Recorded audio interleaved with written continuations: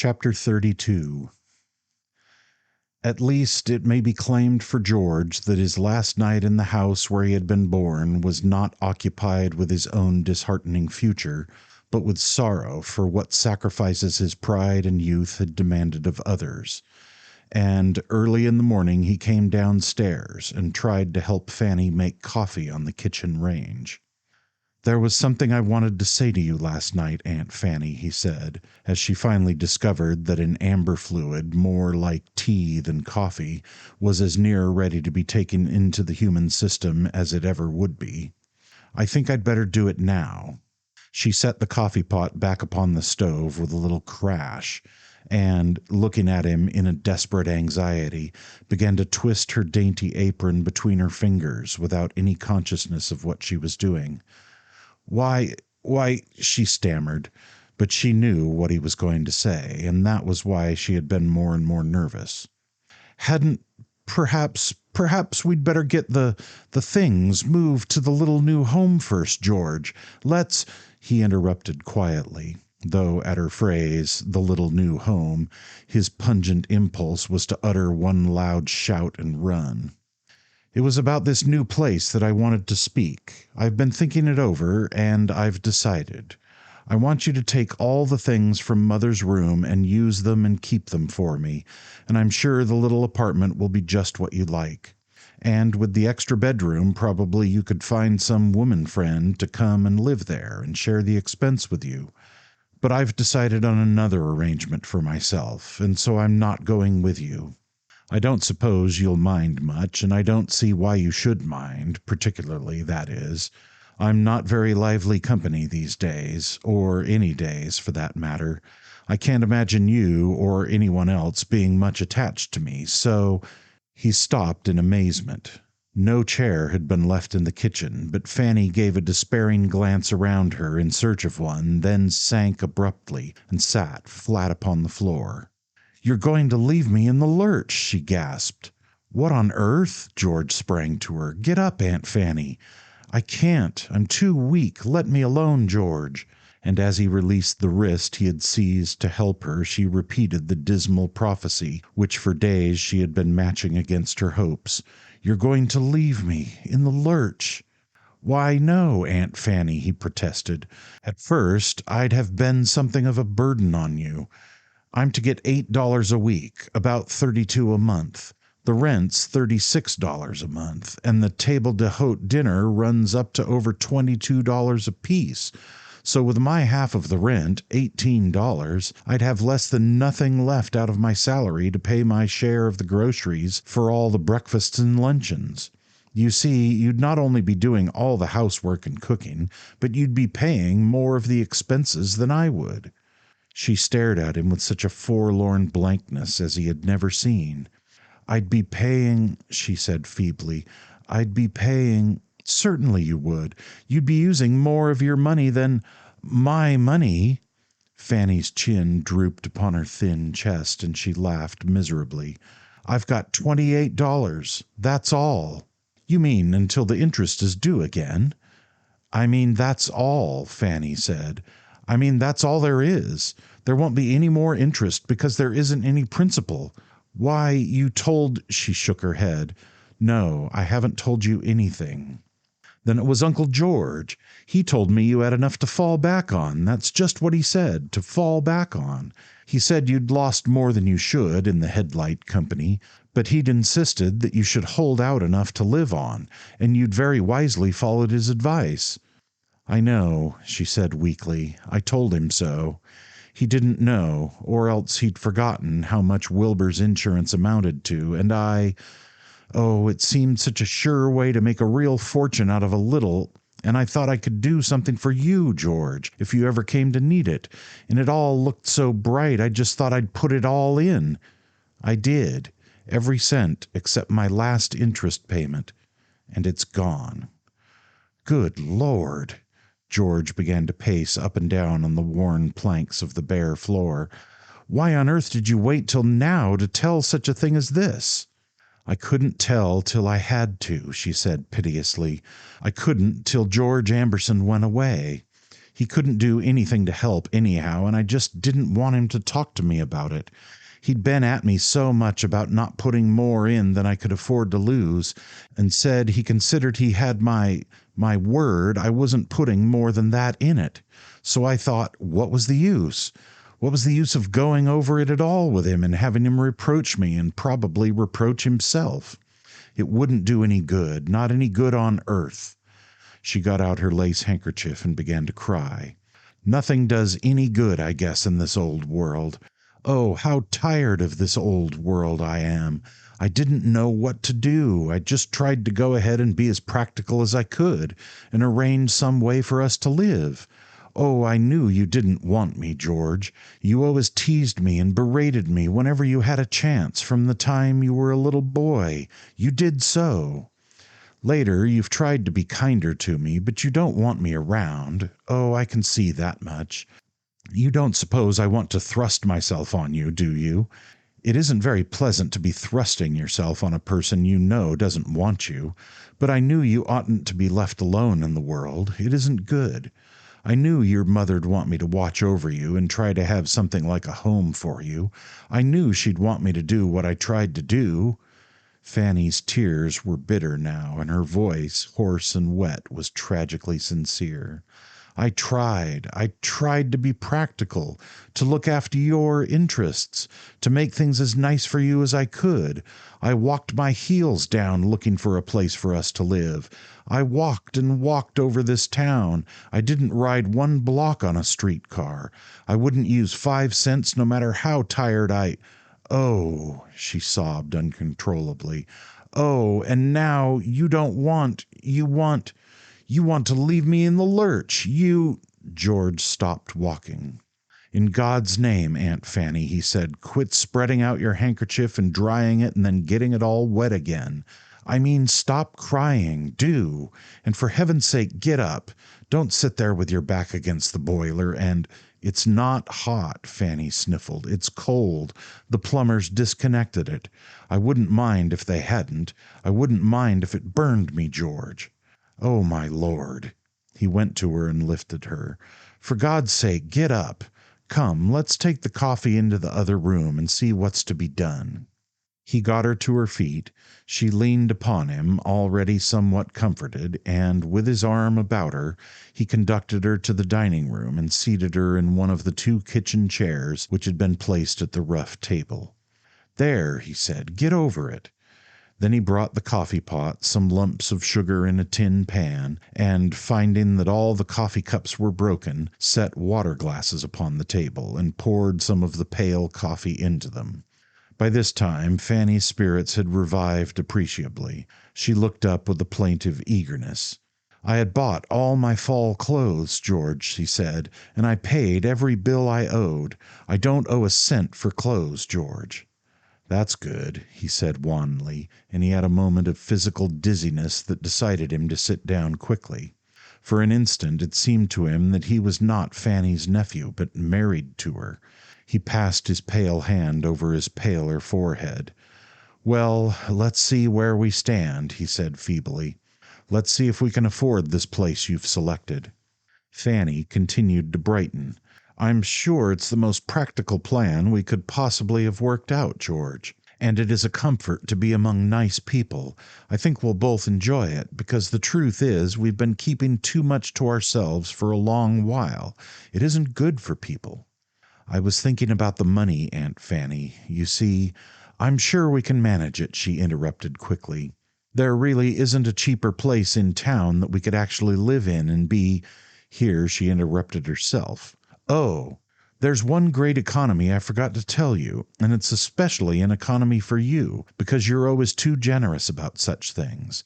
They don't allow any tipping. They have signs that prohibit it. That's good, he said grimly. But the rent is $36 a month. The dinner is $22.50 for each of us, and we've got to have some provisions for other food.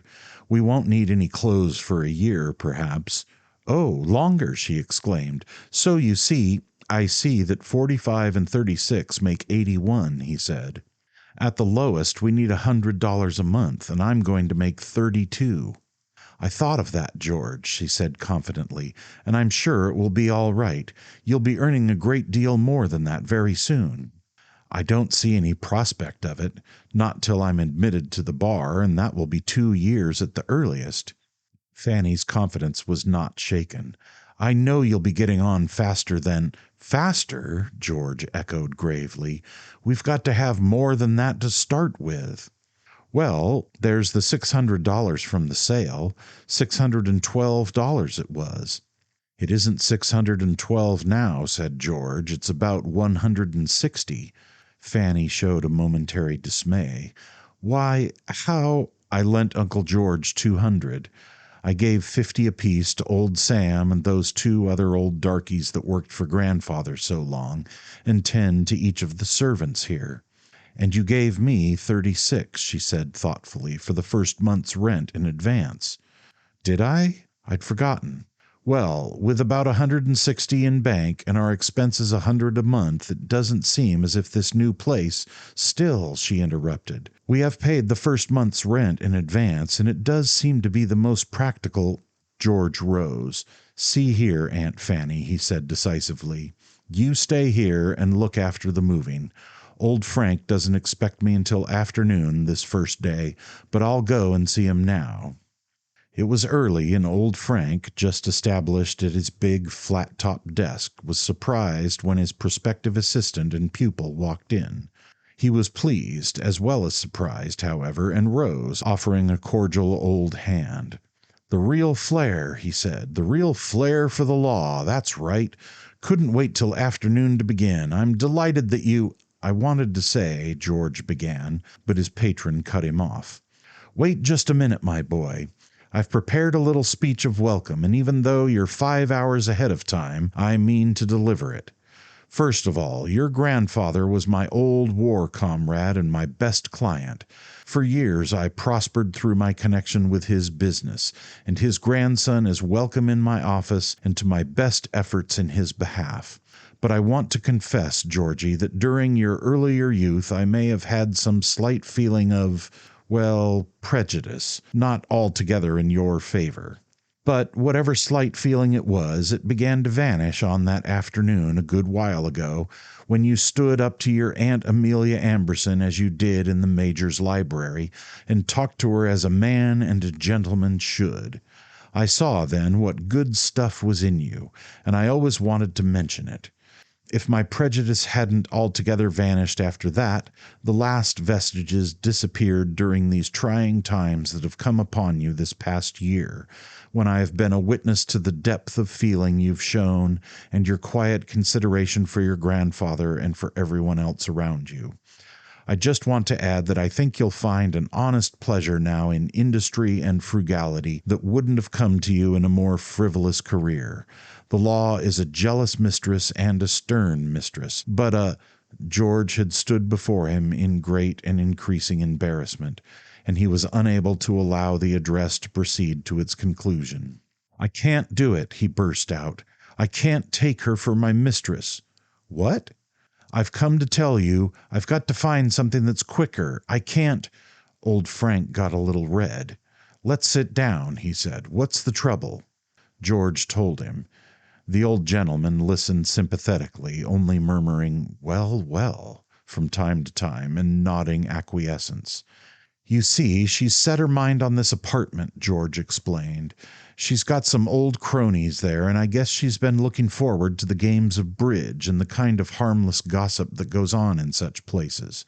Really, it's a life she'd like better than anything else, better than that she's lived at home, I really believe. It struck me she's just about got to have it, and after all, she could hardly have anything less."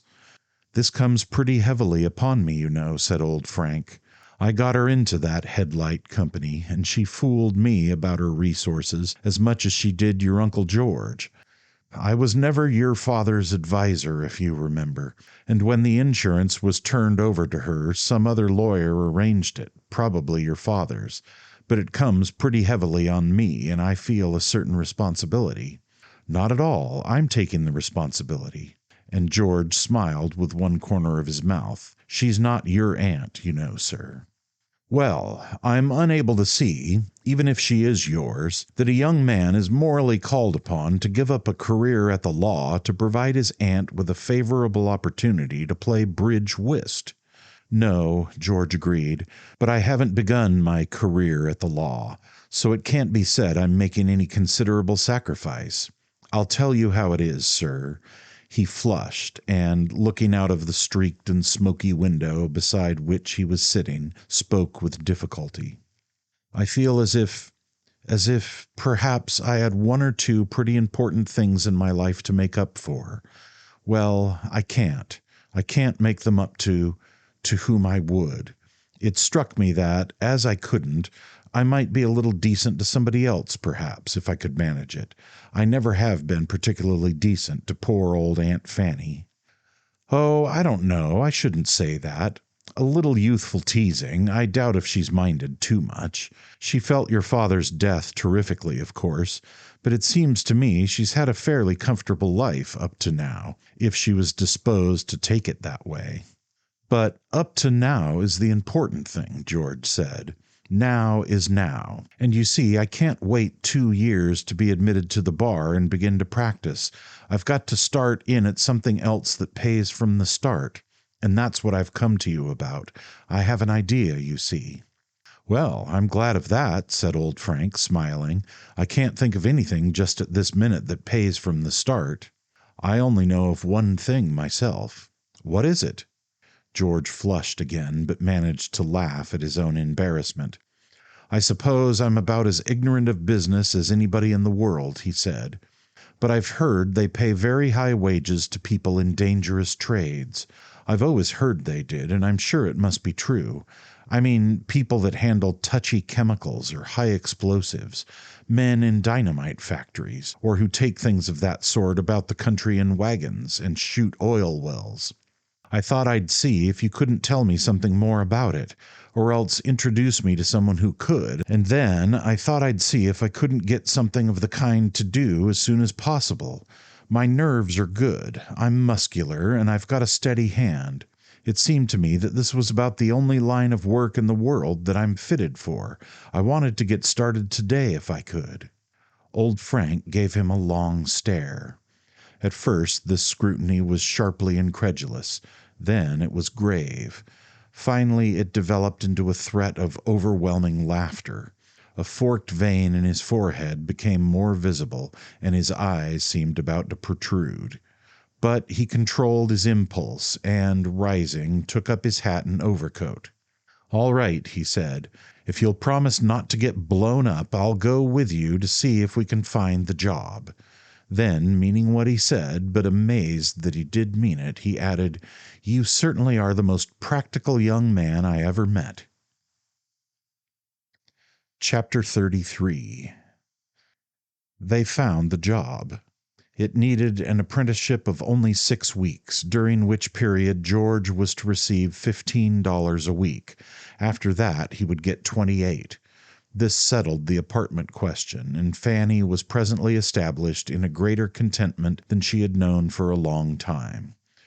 Early every morning she made something she called, and believed to be, coffee for George, and he was gallant enough not to undeceive her. She lunched alone in her kitchenette, for George's place of employment was 10 miles out of town, on an interurban trolley line, and he seldom returned before 7. Fanny found partners for bridge by 2 o'clock almost every afternoon, and she played until about 6. Then she got George's dinner clothes out for him. He maintained this habit, and she changed her own dress. When he arrived, he usually denied that he was tired, though he sometimes looked tired, particularly during the first few months, and he explained to her frequently, looking bored enough with her insistence, that his work was fairly light, and fairly congenial, too. Fanny had the foggiest idea of what it was, though she noticed that it roughened his hands and stained them. Something in those new chemical works, she explained to casual inquirers. It was not more definite in her own mind. Respect for George undoubtedly increased within her, however, and she told him she'd always had a feeling he might turn out to be a mechanical genius or something. George assented with a nod, as the easiest course open to him. He did not take a hand at bridge after dinner. His provisions for Fanny's happiness refused to extend that far, and at the table d'hote he was a rather discouraging boarder. He was considered affected and absurdly upstage by the one or two young men and the three or four young women who enlivened the elderly retreat, and was possibly less popular there than he had been elsewhere during his life, though he was now nothing worse than a coldly polite young man who kept to himself. After dinner he would escort his aunt from the table in some state, not wholly unaccompanied by a leerish wink or two from the wags of the place, and he would leave her at the door of the communal parlors and card rooms, with a formality in his bow of farewell which afforded an amusing contrast to Fanny's always voluble protests. She never failed to urge loudly that he really must come and play just this once, and not go hiding from everybody in his room every evening like this. At least some of the other inhabitants found the contrast amusing, for sometimes, as he departed stiffly toward the elevator, leaving her still entreating in the doorway, though with one eye already on her table to see that it was not seized, a titter would follow him which he was no doubt meant to hear. He did not care whether they laughed or not. And once, as he passed the one or two young men of the place entertaining the three or four young women, who were elbowing and jerking on a settee in the lobby, he heard a voice inquiring quickly as he passed, "What makes people tired? Work? No. Well, what's the answer?" Then, with an intentional outbreak of mirth, the answer was given by two loudly whispering voices together, "A stuck-up boarder." George didn't care. On Sunday mornings Fanny went to church and George took long walks. He explored the new city and found it hideous, especially in the early spring before the leaves of the shade trees were out. Then the town was fagged with the long winter and blacked with the heavier smoke that had been held close to the earth by the smoke fog it bred. Everything was damply streaked with the soot, the walls of the houses, inside and out, the gray curtains at the windows themselves, the dirty cement and upswept asphalt underfoot, the very sky overhead. Throughout this murky season he continued his explorations, never seeing a face he knew, for on Sunday those whom he remembered, or who might remember him, were not apt to be found within the limits of the town, but were congenially occupied with the new outdoor life which had come to be the mode since his boyhood. He and Fanny were pretty thoroughly buried away within the bigness of the city. One of his Sunday walks that spring he made into a sour pilgrimage. It was a misty morning of belated snow slush, and suited him to a perfection of miserableness, as he stood before the great dripping department store which now occupied the big plot of ground where once had stood both the Amberson Hotel and the Amberson Opera House. From there he drifted to the old Amberson block, but this was fallen into a backwater. Business had stagnated here. The old structure had not been replaced, but a cavernous entryway for trucks had been torn in its front, and upon the cornice, where the old separate metal letters had spelt Amberson Block, there was a long billboard sign, Dugan Storage. To spare himself nothing, he went out National Avenue and saw the piles of slush-covered wreckage where the mansion and his mother's house had been, and where the Major's ill-fated 5 new houses had stood. For these were down too, to make room for the great tenement already shaped in unending lines of foundation. But the Fountain of Neptune was gone at last, and George was glad that it was. He turned away from the devastated sight, thinking bitterly that the only Amberson mark still left upon the town was the name of the boulevard, Amberson Boulevard. But he had reckoned without the city council of the new order, and by an unpleasant coincidence, while the thought was still in his mind, his eye fell upon a metal oblong sign upon the lamp-post at the corner. There were 2 of these little signs upon the lamp-post, at an obtuse angle to each other, one to give passers-by the name of National Avenue, the other to acquaint them with Amberson Boulevard. but the one upon which should have been stenciled Amberson Boulevard exhibited the words 10th Street. George stared at it hard. Then he walked quickly along the boulevard to the next corner and looked at the little sign there. 10th Street. It had begun to rain, but George stood unheeding, staring at the little sign. "Damn them," he said finally, and turning up his coat collar, plodded back through the soggy streets toward home. The utilitarian impudence of the city authorities put a thought into his mind. A week earlier he had happened to stroll into the large parlor of the apartment house, finding it empty, and on the center table he noticed a large red-bound, gilt-edged book, newly printed, bearing the title A Civic History, and beneath the title the rubric Biographies of the 500 Most Prominent Citizens and Families in the History of the City. He had glanced at it absently, merely noticing the title and subtitle, and wandered out of the room, thinking of other things and feeling no curiosity about the book. But he had thought of it several times since with a faint, vague uneasiness, and now, when he entered the lobby, he walked directly into the parlor where he had seen the book. The room was empty, as it always was on Sunday mornings, and the flamboyant volume was still upon the table, evidently a fixture as a sort of local Almanach de Gotha, or Burke, for the enlightenment of tenants and boarders. He opened it, finding a few painful steel engravings of placid, chin-bearded faces, some of which he remembered dimly. But much more numerous and also more unfamiliar to him were the pictures of neat, aggressive men, with clipped short hair and clipped short mustaches, almost all of them strangers to him. He delayed not long with these, but turned to the index where the names of the 500 most prominent citizens and families in the history of the city were arranged in alphabetical order, and ran his finger down the column of A's.